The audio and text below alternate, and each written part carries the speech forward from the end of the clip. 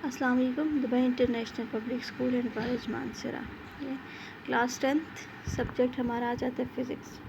Class आज के इस लेक्चर में हमने क्या करना है, प्रीवियस लेक्चर में जो है हमारा जो लास्ट टॉपिक था जहाँ पे हमने एंड किया था वो था साउंड इंटेंसिटी। ठीक है, साउंड इंटेंसिटी आपने लेक्चर सुना कि उसमें क्या था। साउंड इंटेंसिटी क्या चीज़ है, यानी आवाज़ की शिद्दत। हम असल में कर क्या रहे थे, हम साउंड की कैरेक्टरिस्टिक्स को स्टडी करें। ठीक है, उसमें एक जो इसकी प्रॉपर्टी थी या कैरेक्टरिस्टिक है वो साउंड इंटेंसिटी भी है। आवाज़ की शिद्दत जो है, आवाज़ की शिद्दत क्या है, intensity is a measure of amount of sound energy reaching a unit of area in unit time. यानी इंटेंसिटी क्या है कि कितने टाइम में और कितने एरिया पे कितनी एनर्जी ट्रांसफ़र हो रही है, कितनी साउंड एनर्जी ट्रांसफ़र हो रही है, ये हमारे पास हो। इसकी हमने यूनिट भी डिस्कस की थी, ये सब। ठीक है, इसके बाद अब हमारा जो आज का टॉपिक है वो है इंटेंसिटी लेवल।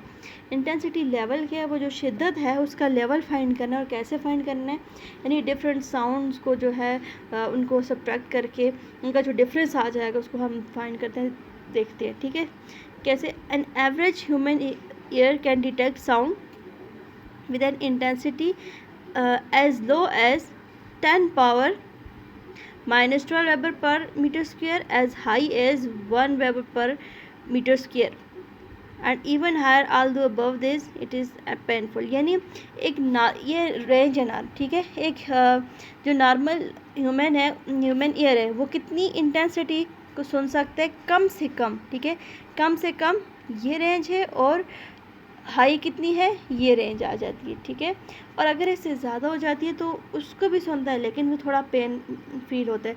अक्सर देखिए बहुत ज़्यादा म्यूज़िक होता है, बहुत हैवी म्यूज़िक होता है जिससे हम जो है इरिटेट होते रहते हैं या हमें पेन फील होते हैं। वो जो आ जाते हैं उसकी जो रेंज होती है वो इस इंटेंसिटी से ज़्यादा होती है।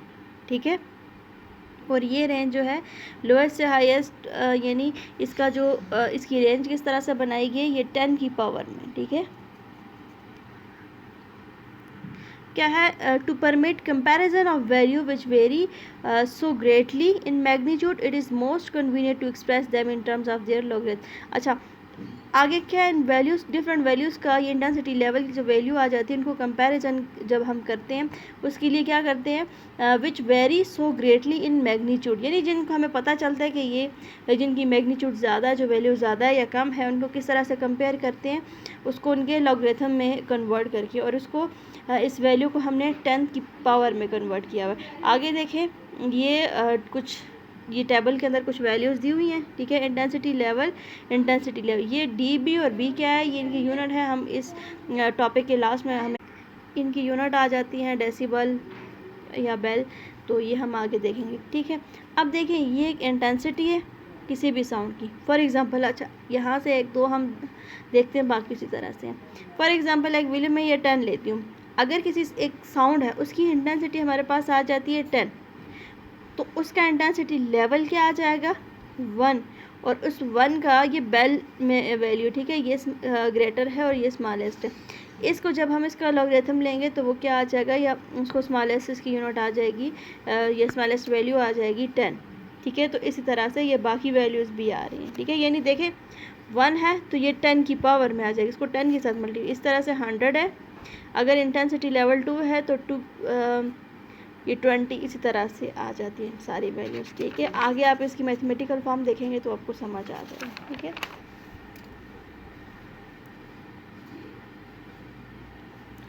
अब देखिए हमारे पास दो तरह की साउंड आ जाती हैं। ठीक है, एक नॉर्मल साउंड है और एक आ जाती है हमारे पास फेरेंट साउंड। पहले हम नॉर्मल साउंड देखते हैं। ठीक है, ये है एक वैल्यू मेरे पास एल, ये कैपिटल एल किसको डिनोट कर रहे हैं, ये किसी भी साउंड की जो है लाउडनेस, कोई भी साउंड आ जाती है हमारे पास। ठीक है, और आई जो आ जाती है वो उसकी इंटेंसिटी आ रही है। ठीक है, और इनको मैथमेटिकली किस तरह से लिखेंगे, L is directly proportion to log of I. Log of I यानी पहले भी हमने जिक्र किया था कि उसका लॉग लेंगे, तो यानी किसी भी साउंड की जो लाउडनेस है वो उसकी इंटेंसिटी के डायरेक्टली प्रोपोर्शनल, यानी इंटेंसिटी का जब लॉगरिथम लेंगे वो वैल्यू जितनी ज़्यादा होगी तो उसकी लाउडनेस भी उतनी ज़्यादा होगी। तो यहाँ से हम प्रोपोर्शनलिटी के सिंबल को ख़त्म करेंगे। तो ख़त्म करने के लिए हमने क्या करना है, यहाँ पे इक्वल का सिंबल डालेंगे। इक्वल का जब सिंबल आएगा तो यहाँ पे ज़ाहिर है फिर कांस्टेंट आ जाएगा कोई। ठीक है। तो ये इस तरह से बनेगा L is equal to K log I। ये आ जाती है हमारे पास क्वेश्चन नंबर 1।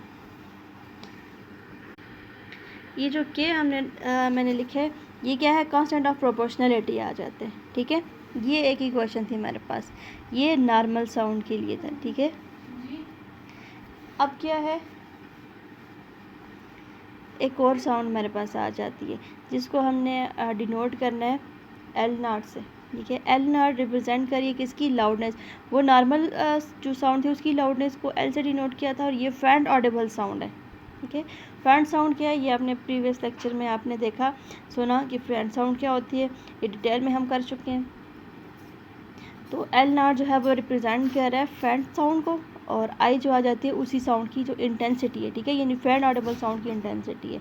ठीक है, आगे ये उसकी वैल्यू है, ये हम पहले भी देख चुके हैं कि ये 10 की पावर में आ रही है। ठीक है, अच्छा, अगर इक्वेशन 1 या नॉर्मल साउंड की लाउडनेस और इंटेंसिटी को जब हमने इस इक्वेशन में एक्सप्रेस किया, तो इस तरह से फैंड ऑडिबल साउंड को भी इसी तरह से जब एक्सप्रेस करेंगे तो ये आ जाएगी, ये भी उसी तरह से हमारे पास कुछ ये इक्वेशन भी ऐसे ही बनती है। यानी ये आ जाते हैं L not is equal to, नहीं sorry, directly proportion to log of I not आ जाएगा। तो इसी तरह से जब यहाँ पे हम ये प्रोपोर्शनैलिटी का सिंबल हटाएंगे, इक्वल आएगा, तो यहाँ पे ये के आ जाएगा। ठीक है, उसी तरह से L not is equal to K log I not आ जाएगा। ये इक्वेशन नंबर 2 आ गई। अब देखें इक्वेशन 1 और इक्वेशन 2 को। ठीक है, ये इक्वेशन 2 है, इनको आपस में सब्ट्रैक्ट करेंगे तो लेफ्ट हैंड साइड आपस में और राइट हैंड साइड आपस में सब्ट्रैक्ट हो जाएंगे।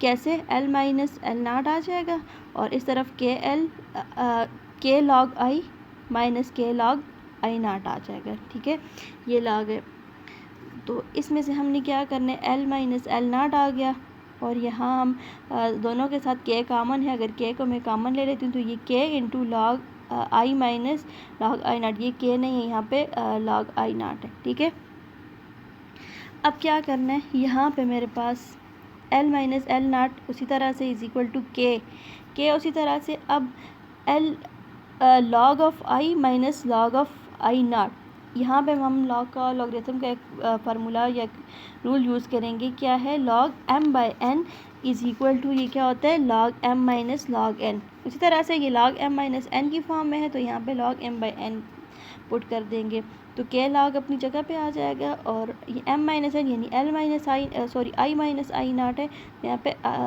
I divided by I not हो जाएगा। ठीक है, इसी तरह से ये इनका डिफरेंस आ गया। ठीक है, और इनका जो डिफरेंस आ जाता है, difference between loudness of these two loudness, यानी दो जो साउंड है उनकी लाउडनेस का जो डिफरेंस आ जाएगा, इसी को हम कहते हैं कि ये इंटेंसिटी लेवल है, या इंटेंसिटी लेवल को हम बीटा से डिनोट करेंगे, यानी एल माइनस एल नॉट, इनका जो ये डिफरेंस आया हुआ है इसको हमने इस बीटा से डिनोट कर दिया। तो एल माइनस एल नॉट की जगह अगर मैं बीटा करूँगी तो ये इक्वेशन कुछ यूँ बन जाएगी, के log of I minus I divide by I not, ये आ जाती है हमारे पास equation number 3।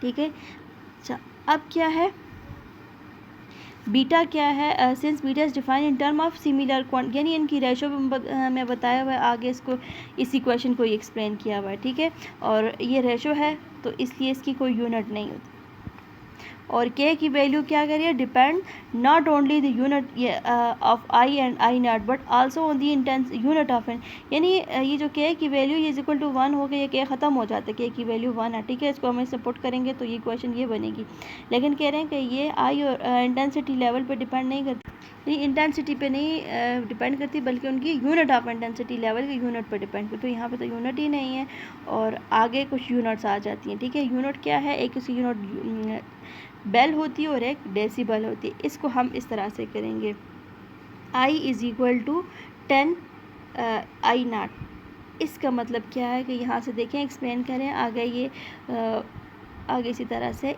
If the intensity of any sound is 10 time greater than the intensity I not of faint Audible sound, यानी अगर कोई भी आई नॉट हमारे पास फैंट ऑडिबल साउंड को डिनोट कर रहा था, ठीक है, उसकी इंटेंसिटी को, तो कोई भी जो जर्नल हमारे पास जो लाउडनेस है किसी साउंड की, वो उससे 10 टाइम ग्रेटर है, किससे, फैंट ऑडिबल साउंड। ठीक है, क्योंकि यहाँ पे हमने एक तो जर्नल साउंड ली हुई है और एक हमने एक स्पेसिफिक साउंड ली हुई है जो कि फैंट ऑडिबल है। तो बीटा की वैल्यू अगर इस तरह से, इसको हम कैसे लिखेंगे, beta is equal to log I divided by I not bel, ये अगर इसको यूनिट में इन टर्म्स ऑफ यूनिट करें तो ये स्मॉलेस्ट वैल्यू आ जाएगी ये बेल में, ठीक है।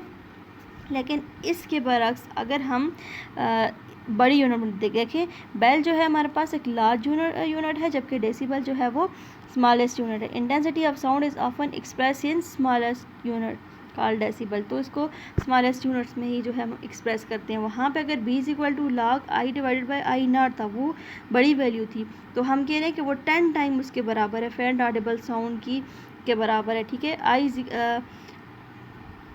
यानी यहाँ पे ये वैल्यू थी कि i = 10 आई ना, तो वही हम अगर यहाँ पे पुट करेंगे तो 10 बाहर आ जाएगा, 10 time log of this one value आ जाएगी, तो beta = 10 log of this.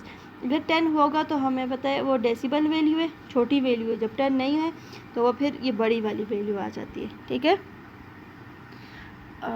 Comparison value for different intensity level in decibel bel, यानी इनको डिफरेंट तरह से हम एक्सप्रेस कर सकते हैं, इनको कंपेयर करने के लिए, ठीक है। आगे ये जो टेबल बना हुआ है, इस टेबल में क्या है, logarithmic intensity level and sound intensity, ये डिफरेंट वैल्यूज़ हैं इनका, हमने इंटेंसिटी लेवल ये आपको एज इट इज़ याद करना पड़ेगा, ये कॉमन वैल्यूज़ आ जाती हैं, ठीक है। तो इसको इसी तरह से आपने याद करना है। यहाँ पे अगर क्लियर हो गया पेपर के पॉइंट ऑफ व्यू से, ये जनरल थोड़ा सा जो था इम्पोर्टेंट था। अब इस तरह से रिलेटेड आपको न्यूमेरिकल भी दे सकते हैं। प्रीवियस कोर्स में कुछ ऐसे ही था कि दो साउंड की हमने लेवल फाइंड किए हुए थे, ये जो वैल्यूज़ आई हुई हैं ये सामने, ये इसी फार्मूले के थ्रू की हैं, ठीक है। क्लियर हो गया। इससे अगला टॉपिक जो है हम नेक्स्ट क्लास में देखेंगे, ठीक है। अस्सलाम वालेकुम। Dubai international public school and college, class 10th class, ये हमारा फ़िज़िक्स का लेक्चर है, ठीक है। इससे पहले हमने जो है पिछला ये टॉपिक कर लिया था, जिसमें हमने डेसिबल और बेल यानी कि इंटेंसिटी लेवल जो हमने किया था, ठीक है। आज हमने क्या करना है, हम साउंड की कैरेक्टरिस्टिक्स कर रहे थे। आज का हमारा टॉपिक है speed of sound waves. Sound waves की हमने स्पीड फाइंड करनी है, ठीक है। स्पीड कैसे फाइंड करेंगे, स्पीड ऑफ साउंड क्या चीज़ है वैसे, is a distance travel per unit time by a sound wave as it propagate through a medium, ठीक है। जब किसी मीडियम में साउंड वेव ट्रैवल होती हैं तो स्पीड ऑफ साउंड क्या है कि कितने टाइम में कितनी जो है वो साउंड वेव्स ट्रैवल हो रही हैं, पर यूनिट टाइम में जो वेव ट्रैवल होती है वो उसकी स्पीड आ जाती है, ठीक है। साउंड क्या है, sound like all waves travel a certain speed and has properties of frequency and wavelength. जैसे स्पीड ऑफ लाइट होती है, बाकी जो स्पीड आ जाती है उसकी तरह इसकी भी कोई स्पीड आ जाती है। At 20 degree centigrade the speed of sound in air is, यह आ जाएगा 343, यानी जिस तरह से बाकी कुछ वैल्यू कांस्टेंट आ जाती है, इसी तरह से स्पीड ऑफ साउंड क्या होती है, 343 मीटर पर सेकंड आ जाती है, ठीक है। Sound can be transmitted through any medium, ये वाली बात तो हम पहले भी कर चुके हैं, ठीक है। किस उसके लिए कोई भी मीडियम हमें रिक्वायर्ड होता है, गैस, सॉलिड, लिक्विड, गैस, ठीक है। Speed of sound depend on the material through which it is passing, ये वाली बात भी हम कर चुके हैं कि साउंड के लिए हमें मीडियम रिक्वायर्ड होता है, क्योंकि विदाउट मीडियम साउंड ट्रैवल नहीं कर सकती, उसके लिए हमें कोई ना कोई मीडियम चाहिए होता है। और मीडियम क्या होता है, सॉलिड, लिक्विड, गैस, कोई भी आ सकता है। अब देखें यहाँ पे एक एग्जांपल लिखी हुई है कि children at play may discover that sound travel very easily along a metal fence, ठीक है। एक चिल्ड्रन जो प्ले कर रही है उनकी साउंड, और दूसरी क्या है, swimmers notice that they can hear a distance motor boat better than their ears under the water than ear, यानी दूसरी बात यह है कि जो स्विमर हैं वो पानी में हैं, उनको कहीं से मोटर की आवाज़ आ रही है किसी फासले से, ठीक है, मोटर बोट की, तो वो ये क्या कह रहे हैं, तो वो यानी पानी के अंदर भी आवाज़ आ रही है और पानी के बाहर भी, तो जो पानी के अंदर आवाज़ आ रही है वो क्या होगी, बेटर देन इन एयर, यानी वो जो हवा में आवाज़ आ रही है ना उससे बेहतर जो है वो वाटर में आ सकती है, ठीक है। आगे उसी को एक्सप्लेन भी किया हुआ है। Both example, sound is travelling in a material medium under than air, you may have watched distance lighting and noticed that time lapse before sound of thunder reach you, यानी क्या बात आ गई, you have watched distance lightning and noticed the time lapse before the sound of thunder reach you। अच्छा ठीक है, वहाँ पे हमने क्या कहा कि उन दोनों एग्जांपल्स में हमें ये पता चला कि साउंड के लिए हमें मटेरियल मीडियम की मटेरियल मीडियम चाहिए होता है। अब देखिए एक तरह से उसकी निस्बत ये जो आ जाती है, जो गरज होती है ना, उसमें क्या होता है, यानी वो कैसे प्रोड्यूस होती है। पहले पहले जो होता है वो बादल आपस में वो क्या होते हैं, फ्रिक्शन की वजह से क्या होती है, उनकी रगड़ होती है, ठीक है, ठीक है, वो आपस में टकराते हैं, तो टकराने से क्या होता है, लाइट पैदा होती है। तो अब देखिए पहले टकरे हैं, इसका मतलब है साउंड पहले प्रोड्यूस हुई है और फिर लाइट बाद में आई है, लेकिन हम तक तो लाइट पहले पहुंच रही है और जो आवाज़ है वो बाद में पहुंच रही है। तो यहाँ पे हम ये कह सकते हैं कि वो एयर है ना, वहाँ पे एयर मीडियम है, तो यहाँ पे ये कहना इसका ये मतलब हुआ कि example of relatively slow speed of sound compare to the speed of light, यानी इसका मतलब है कि स्पीड ऑफ साउंड जो है वो as compare to speed of light जो है वो स्लो है। क्लियर हो गया। नी speed of sound in water is almost 5 times faster than its speeds in air. ठीक है, आगे इसकी प्रॉपर्टी है कि sound travel most rapidly in certain solid, less rapidly in many liquid, यानी क्या है, sound travel most rapidly in certain solids जबकि less rapidly in many liquids and quite slow in most, यानी सबसे कम या ज़्यादा कहाँ पे होती है, पहली चीज़ यहाँ से आ रही है, almost 5 time faster than it speed of air, ये भी हम कर चुके, ठीक है। उसके बाद है sound travel most rapidly in solid में कैसे होती है sound, less rapidly in many liquid, उसके बाद कम जो है वो लिक्विड में होती है, फिर और भी कम जो है उसकी स्पीड गैस में होती है, ठीक है। इसका मतलब है सॉलिड में ज़्यादा, लिक्विड मुझसे कम और गैस में उससे कम। आगे कुछ वैल्यूज़,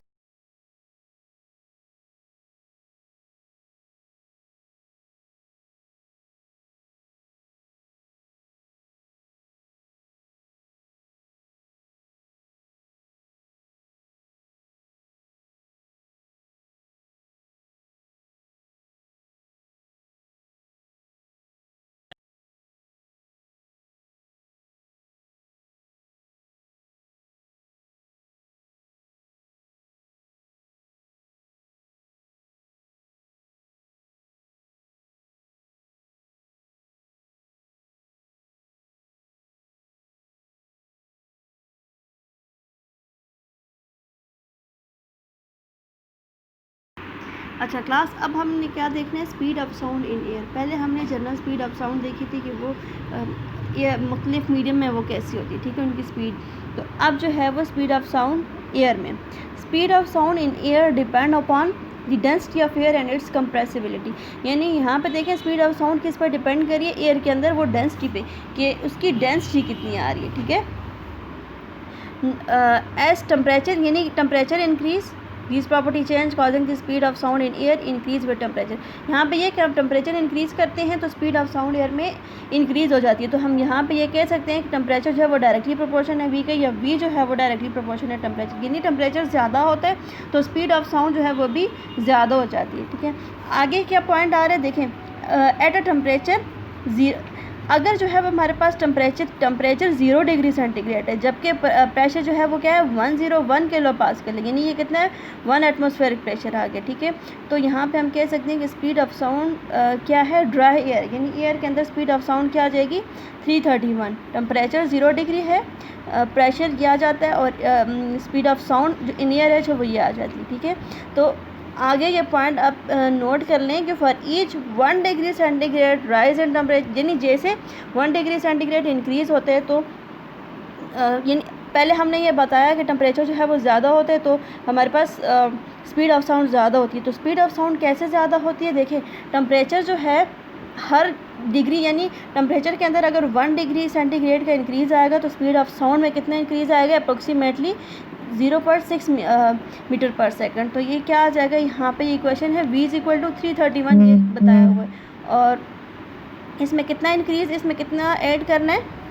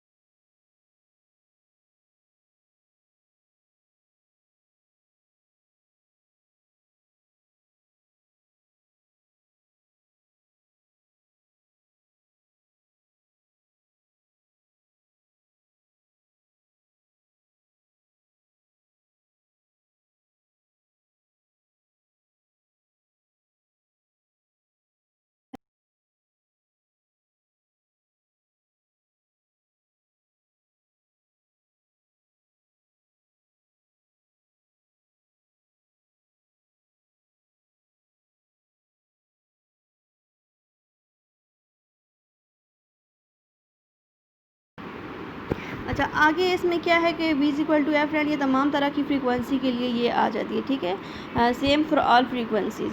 और इसके अंदर ये जो v की वैल्यू है, ये जो v है, ये वैल्यू कांस्टेंट आ जाती है, ठीक है। कह रहे हैं कि अगर फ्रीक्वेंसी हमारे पास, फ्रीक्वेंसी ऑफ वेव जो है वो डबल हो जाती है तो वेव लेंथ हमारे पास क्या होती है, हाफ हो जाती है, ठीक है।